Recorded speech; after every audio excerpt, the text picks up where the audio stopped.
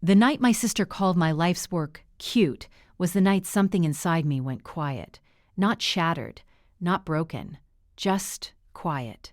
And if you've ever had someone smile at you in that soft, patronizing way, like you're a child showing off a crayon drawing instead of a grown woman bleeding for a dream, you know exactly the kind of quiet I mean. My name is Brielle Lawson. I'm 32 years old, and I used to be the creative one in my family. You know, the harmless one, the one with ideas, the one everyone assumes will eventually settle down into something sensible. For 2 years, I built something in secret, not because I was ashamed, but because I was tired of hearing, "That's nice, Brie," in that tone. You know the tone. The one that means, "That's adorable, but not serious." It was a pet health monitoring system. Small, clean, smart.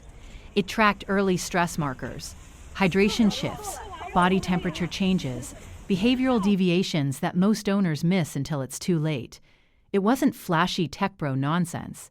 It was thoughtful, practical, the kind of thing people don't clap for until it saves them from losing something they love. I funded it myself, nights after work, weekends. I skipped vacations. I sold my car and took Ubers for 6 months. I soldered pieces on my kitchen counter with YouTube tutorials playing in the background. My cat, Luna, would sit on the table like a silent supervisor, blinking at me while I muttered to myself. There were nights I cried quietly out of frustration. There were mornings I walked into my regular job looking like I'd been dragged through gravel. But I believed in it, and when I finally felt ready, when the prototype was stable enough that I wasn't embarrassed by it, I did the stupidest thing I could have done. I invited my family over. I don't know why we do that to ourselves, honestly. Why we still crave applause from people who've never once clapped sincerely. The house smelled like lemon and rosemary chicken. I remember that so clearly. I'd cleaned everything twice. The device sat on the counter under a white linen cloth. It looked small, unassuming. It didn't scream millions of dollars. It barely whispered, "Innovation," which apparently was its first crime. Hannah arrived last, as usual. Perfect coat, perfect hair, that slightly lifted chin she's had since high school when she realized she could control rooms with a smirk. Halfway through dessert, I stood up and said, "I want to show you something I've been working on." Already I saw it, the exchange of looks, the polite brace. I pulled off the cloth. Silence.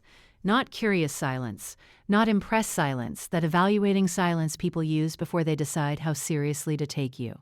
I started explaining the sensors, the early detection modeling, the potential for reducing emergency vet visits.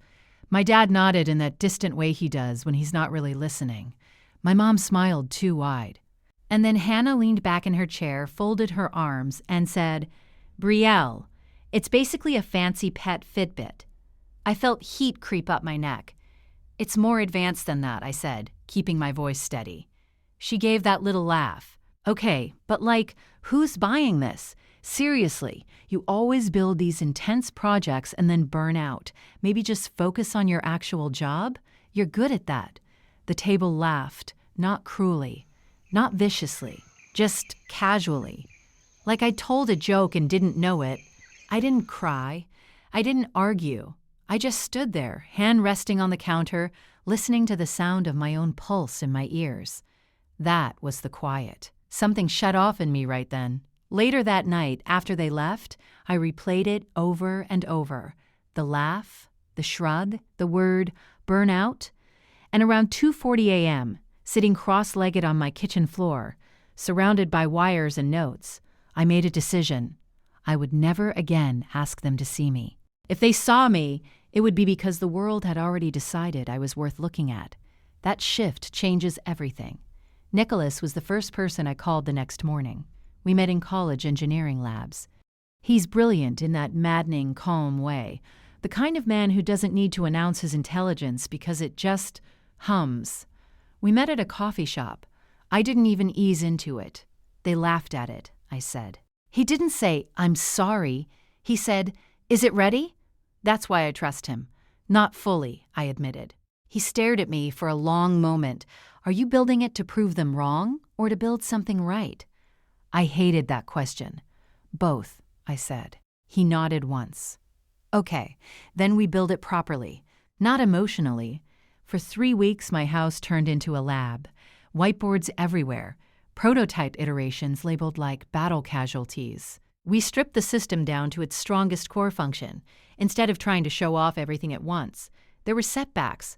Oh, there were so many setbacks. A firmware failure wiped a full test cycle. A battery issue caused overheating. I once threw a screwdriver so hard it dented the drywall. At 1:17 a.m. one night, the dashboard glitched during a live test, and I just stared at it, hollow. Nicholas said quietly, "We can delay the demo." "No," I said instantly. "Pride isn't strategy, Brielle." "It's not pride," I said. "It's survival." He didn't argue after that. The demo was scheduled in Palo Alto. A private event. Investors, strategic buyers, people who don't clap. They calculate. The morning of the presentation, I wore a dark blazer and low heels. I practiced my intro in the mirror and told myself, "You don't need them. You just need this room." And then I walked in and saw Hannah sitting in the back row. My stomach dropped so fast it felt like missing a stair in the dark. She looked calm, curious, assessing. Of course she'd come. Of course she needed to know whether she'd been right. For a split second, old reflex kicked in. Shrink, defend, pre-explain. And then I remembered the quiet. I started the presentation. I didn't oversell. I didn't perform. I explained the problem, the gap, the data, the cost savings, the emotional hook of preventative care. They asked sharp questions, good questions, the kind that mean you matter. Then came the live demo. 30 seconds in, the screen froze. Time slowed in that awful, syrupy way. Someone shifted in their seat. I saw Hannah lean forward. That old hierarchy, me scrambling, her watching, hovered in the air. I stepped closer to the device and said calmly, "If you build anything meaningful, you build it knowing failure will try to embarrass you publicly. What matters is how quickly it recovers." I reset the sequence manually. 5 seconds. 7. 12. The dashboard flickered back to life. Stable readings. Clean data alert triggered exactly where it should. The energy in the room changed. Not applause. Interest. Deep, focused interest. When it ended, 3 firms asked for follow-ups. 1 requested immediate diligence access. I didn't look at Hannah again until I was walking off stage. Her expression wasn't mocking anymore. It was uncertain. Weeks blurred after that. Meetings, legal reviews, valuation debates. I learned more about term sheets in 10 days than I had in my entire life. 1 buyer moved aggressively. Full acquisition, retention strategy. They saw exactly what it could become. When the final number came through, I stared at the screen for a full minute before breathing. It wasn't just good. It was history-altering. The acquisition went public on a Thursday morning. By 8:20 a.m., my phone was chaos. Texts from cousins, old classmates, people who had never once checked in before. My father wrote, "We always knew you'd do something big." I laughed out loud. Hannah didn't text. She showed up at my door. She looked smaller somehow, not physically, energetically. "I was wrong," she said immediately. No polish, no sarcasm. I studied her face. I searched for performance. "I shouldn't have laughed," she continued. "I shouldn't have made it a group thing. That surprised me." The group thing. She understood what she'd done. "You didn't just insult me," I said quietly. "You taught everyone else how to treat me."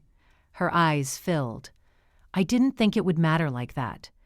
"That's the problem," I said. "You didn't think." We stood there in silence. "I might lose my job," she said finally. "There's fallout." I could have crushed her in that moment. I could have enjoyed it. Part of me wanted to. Instead, I said, "I'm not responsible for your consequences, but I'm also not interested in destroying you. I just won't shrink for you anymore." She nodded slowly. It wasn't cinematic. There was no dramatic hug. No instant healing, just an understanding. Things would never go back to how they were. And that was the point. Success didn't feel like fireworks. It felt like solidity. Like standing on ground no one could tilt under me anymore. I didn't win because she suffered. I won because I stopped waiting to be validated by someone committed to misunderstanding me. That's the difference. If you're watching this and someone has laughed at your dream, oh, I know that sting. It lingers in places you don't talk about. But let them laugh early. Let them miscalculate you. Just make sure you're building while they're smirking. And when your moment comes, don't waste it screaming. Stand steady. That's what rewrites history. So tell me, if you were in my place, would you have forgiven Hannah faster? Or would you have closed the door completely? And if this story hit somewhere deep for you, subscribe to her Untold Revenge. We tell the stories women aren't supposed to say out loud, the quiet transformations, the power shifts, the moments we stop shrinking. Share this with someone who needs the reminder. Being underestimated is not an insult. Sometimes it's an advantage.